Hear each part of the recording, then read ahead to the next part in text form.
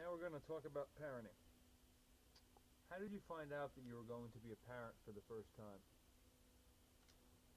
Well, like so many things from the past, I've forgotten.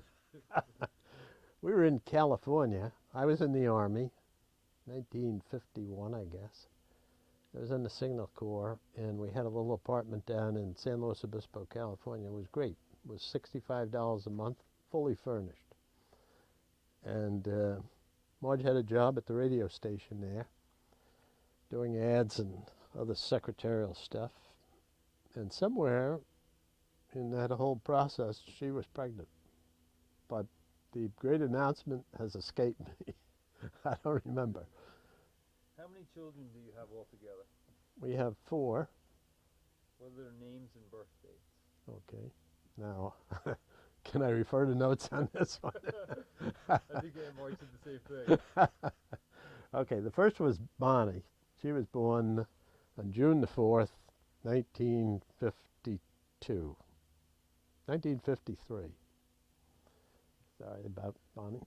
And the next was Kenneth Arthur. And he was born on July the 19th, 1955. And the next is Beth Ann Woolard now. And we adopted her. And her birthday is June 4th, I think. Um, Something tells me that's wrong. That's Bonnie's birthday. Well, I'll have to look that up. Sorry, Beth. Can't think of it. 1960.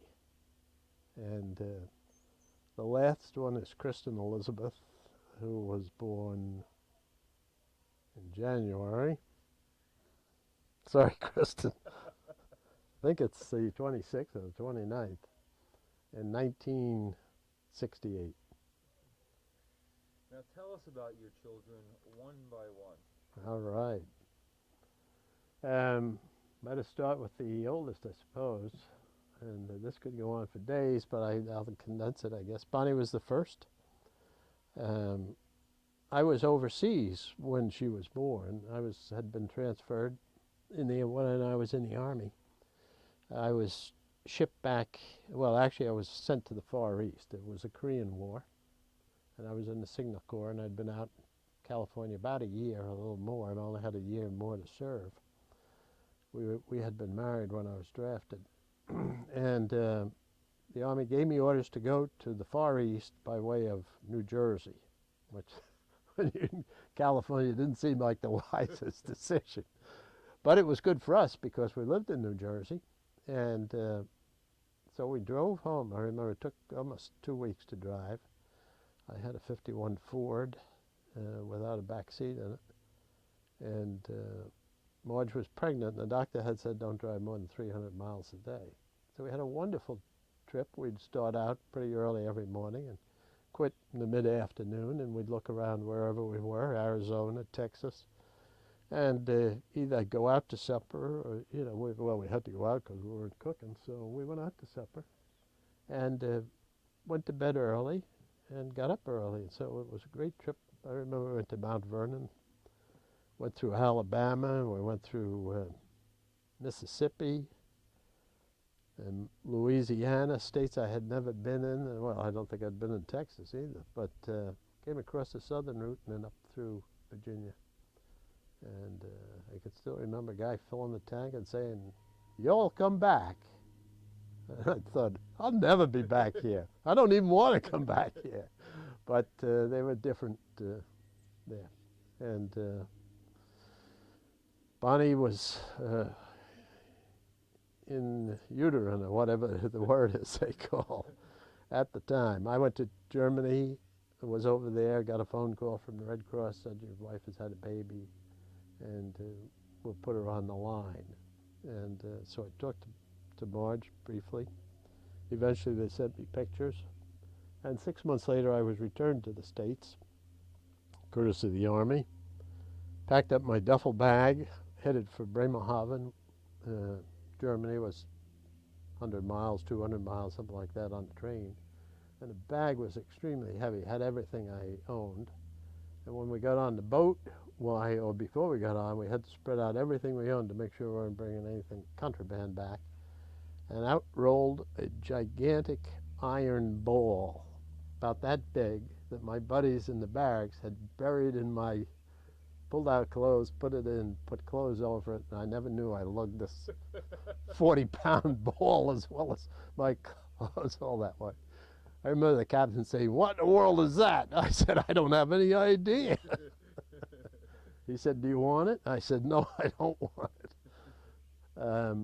Got back and saw Bonnie for the first time when she was 6 months. And we had already bought a house before I went in the Army, before I was drafted. And so we moved. That was Bonnie. And what can I tell you about her, huh? Well, in a lot of ways, she's like Marge. She's very much, and yet in some ways she's different. So she's a do-it-yourself person. She's vivacious, loves to do and see different things, likes to go different places. Non-conventional, I guess, is one of the words might be used, and very talented. Unfortunately, I wanted her to go to college, and she was enrolled, but at the last minute she said, and it was in the 60s, and times were different then. No, these are times, yeah, that was in the 60s when she went to college, or would have. And she said, "Dad, I just don't feel like going to college." So she didn't. She made those kind of decisions, and while I tried to persuade her differently, she stuck with her decisions. And in the long run, I think that's the right thing. Although I wish she had gone, and she probably wishes she had now, and she's trying to go to college now herself, and is doing that.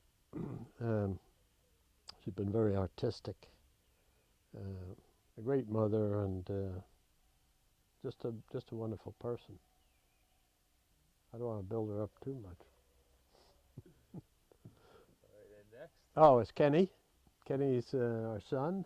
Being my only son, how could he do anything wrong? He's done plenty of things wrong.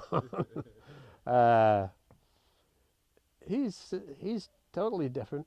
He's also, in a lot of ways, a social person, although he doesn't come off that way directly. He has a great interest in people, works well with people, and I don't know how to describe him now. I think I've lived with him so long. He's very loving and caring, and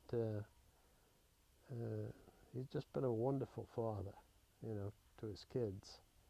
And he's gone through a lot of stuff, but he's determined and he gets through it. So what more can I tell you? I think he's great. And then Beth, totally different. She's adopted. I don't know whether genes make it different, but at any rate, she's been zigging and zagging in a lot of different directions in her life.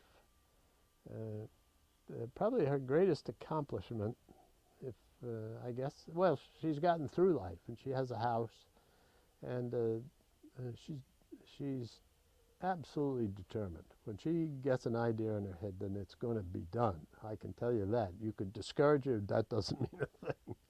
You can tell her it'll never work, that wouldn't mean a thing either. She's very determined when she sets her mind to things, and she almost always gets them accomplished. Now, once in a while she gets a crazy idea, and she realizes soon enough it's not a great idea. So she'll give up on that. But she has a house because of her determination. She's got 5 kids because of her determination. And she's done all those things. She had Christopher. Don't ask me the year there. He's about 17 now, so I guess you can do the subtraction if your mind's up to it. And then they adopted, she and Charlie took in a foster child. And he was seriously handicapped, Mikey. And they went through a lot with Mikey, and the state of New York went through a lot because they provide a lot of services. And eventually the foster child turned into an adopted child. The state said, look, if you want to adopt these children, you can, and we'll continue to pay the financial costs they had. And for Mikey, there were tremendous medical costs. He had a syndrome, I can't tell you what it was, but the state really put him through operations from the time he was a year or thereabouts old and continuing on and on. And but Mikey today is just a gregarious, wonderful guy. As a baby, he couldn't even sit up. As even more than a baby, he couldn't even sit up. At a year or 18 months, couldn't sit up. But the state worked with him. They took him in and sent him to a daily class. And I'll never forget the day I walked in, and he was sitting as an infant. He was sitting up. It was like a miracle. Now, he was a year behind, but it was happening, and he couldn't walk. And eventually they went through all kinds of operations on his leg, and now he runs around. He's not without handicaps, but he's functions that way, and he's a bright, loving, gregarious kind of a kid. Now they went through that with Mikey. They adopted Mark, who came later, who was a half-brother by natural birth, and went through the same process. I guess Carly came in the middle there. She was adopted, and she had been a crack baby, which in those days they thought destroyed the child's brains, but actually they've discovered it really didn't have any effect on him, basically. And she's a wonderful kid. And then lastly, Beth just had Carl August, who was born about a year ago. Don't ask me the date again. It was September. No, it was end of August, I think, in 2000. So he's, I guess, less than a year. She's done a terrific job with all those kids. It's been a lifetime job, and she's persevered. Now, Kristen was the only one that went to college, and she went 5 years, so she drained the finances. She was late in life, totally unexpected. Marge had not been pregnant for 14 years. And we never even thought about contraception our whole marriage. So there wasn't any reason except it just never happened. And we were totally surprised when Marge was going to have a D&C, kind of an operation for reasons I don't remember, but there was some small medical problem. The doctor said we ought to do a D&C. And she was going in Monday. And I think on Saturday she said, I never got my period. And we both sat in silence for a minute. And in that minute, your life says, if we just do nothing, she'll have the D&C, and we'll never know. And then the other side says, if we don't do something, we might have had a child. So Monday, and it was a question, what should we do? And she called the doctor directly and said, I never got my period. And he said, okay, we're going to cancel that operation, and why don't you come in and have a pregnancy test? Which she did. And as I recall, he called her back and said, hello, little mother. And that was Kristen Elizabeth. She's searched around for things to do. She's worked with kids and the autistic and the handicapped mainly. After college, she worked out in Illinois for a while. She went to Pennsylvania for a while for the retarded, worked in a home, managed a home there where there were 3 living guys. One was 40 years old, and did a wonderful job there. Got married to Kevin, and now has had 2 children of her own, and is still into the handicapped children. In fact, runs a program at church where they take in the handicapped children. I call them handicapped, they have other names, exceptional children, but whatever they are, allows the parents to go to church and know their kids are responsibly being cared for and can go to church and enjoy life. They can be disruptive, and the whole setup is set for that, and they each have personal attention. So those are some of the things Kristen has done.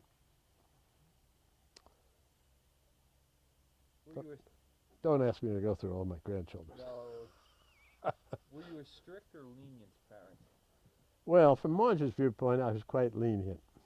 And I think even from my own, I was lenient. My whole lifestyle and philosophy of life is is more liberal than Marge's was. And I don't think that's my bringing up. I think that's just something I had in my personality. So I believe in letting people try their wings and crash a few times. And I know there are dangers out there, and you need to, be careful at times. But yeah, I'm more open to liberal things. What did you find most difficult about raising children? Well, knowing the right answers, I guess, because there weren't any right answers. And Marge and I disagreed continually. She was stricter, less whatever it is, and she wanted me to put brakes and controls on them. And many times I wasn't willing to do that. And I would say to her, look, if you want to, forbid them to go, then go and forbid them to go. But don't ask me to do it because, while I may not think it's a great idea, I guess I'm going to say, yeah, that's okay. I think the greatest example, I don't know if you want to go into this now, but was Kenny when he wanted to go to Cape Cod, which I may have told you about. But at any rate, he and his buddy were 12 or so, maybe. I guess around 12. I don't recall. And he came to me one day and said, Dad, his buddy, Stephen and I, we lived in Nanuet, New York at the time, in Rockland County. And he said, and Stephen's dad, or grandfather, rather, had a place on Cape Cod. He said, Stephen and I want to ride our bikes up to his grandfather's place. So I said, Ken, that's 200 miles away. And that doesn't seem at all practical. Well, he wanted this idea. Well, Marge had a stroke, or came close to it anyway. And after a lot of talk, a lot of negotiation, a lot of details, I won't go into all that, I gave him my permission, and Marge was just adamant. And I knew that if a tractor trailer ran over our son, that I don't know that life could continue to go on. I felt the boy needed a chance to flap his wings a little, and while it was dangerous, he was with a buddy, and I had ridden my bike as a kid long distances, and I didn't think it was all that terribly dangerous, although, everything is dangerous. So I said okay, and after a lot of arguments and a lot of other things, he got my permission. Stephen had his mother's permission. His mother was divorced. And so they packed up and went to Cape Cod on their bikes. How old were they? About 12.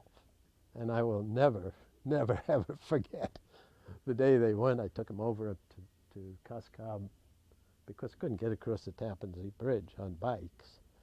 And the only place was the Bear Mountain Bridge. I didn't want them to go that far out of the way. So I said to him, you'll have to let me drive you to Connecticut, and then you can take off on Route 1, which runs pretty much all the way up. And I put their bikes in the car. I never forget, it was a foggy morning, and 2 horses had gotten loose somewhere. And we're on near my neighbor's lawn, which was a very unusual sight. Drove them over. They got on, drove them into an empty shopping center at that hour. It was like 7 o'clock in the morning. And those 2 boys got their bikes out, and they took their bikes, and I remember them driving in great circles in the parking lot of the shopping center, just going like the dog does, round and around and around, and then they just flew off like 2 jet fighters onto Route 1, and they disappeared. And I'm sure I prayed. I know I prayed, and went to the office, and 1 o'clock that afternoon, the Connecticut State Police called me. And the guy said, Mr. Whitman? I said, yes. He said, I have 2 boys here, and one of them has a note that supposedly you wrote. Did you write this note? Like, you must be the world's greatest maniac. And says, these kids have your permission, or your son does. And the other boy had it from his mother. I said, yes, they have my permission. So the guy said, okay, and he hung up. And the following day, about the same time I was in the office, I got a call, and it was my son. And he said, "Dad, we're up at Stephen's grandpa's." I said, "Ken, you can't be. It's only a day and a half." You know, it was like 2 o'clock in the afternoon, the second day. I said, "You can't be." "Oh, yeah, we're here. Do you want to talk to Mr. Brown?" I said, "This is unbelievable. You're okay, aren't you?" And he was fine. And they came back on their bikes. An equally sensitive issue. I got a call the second day, about 2 o'clock. I don't know why they always called at the same time. And Ken said, "Dad, we're up in Connecticut, and Stephen lost the pedal on his bike, one of the pedals on his bike. He'd been going 10 miles with only one pedal." And he said, "I don't think we can make it." I said, "Stay where you are. Don't move." He said, "Okay, I'll see you." I said, No, tell me where you are. Give me the address. Give me the house number." So I picked him up and we dragged him home, and it was a momentous event. Oh, that's quite a story. Yeah, it is. Yes, I definitely say you were a lenient parent. What advice do you have for your children or your grandchildren? I don't know. Make your own decisions. Ask advice, but make your own decisions. I guess that's the only great advice I would have. Well, I guess there's more than advice I could give. I could give hours of advice, I guess. But one thing would be enjoy life and really, you know, life requires money and it requires a job, and I find jobs very fulfilling. Get a job you love and enjoy life on the job as well as at home. And if you're not enjoying it, try and find some other kind of work that's fulfilling and enjoyable. And, you know, don't worry about money too much. It's important, but not that important. Or as, what was it somebody said? Well, they said sex is like air.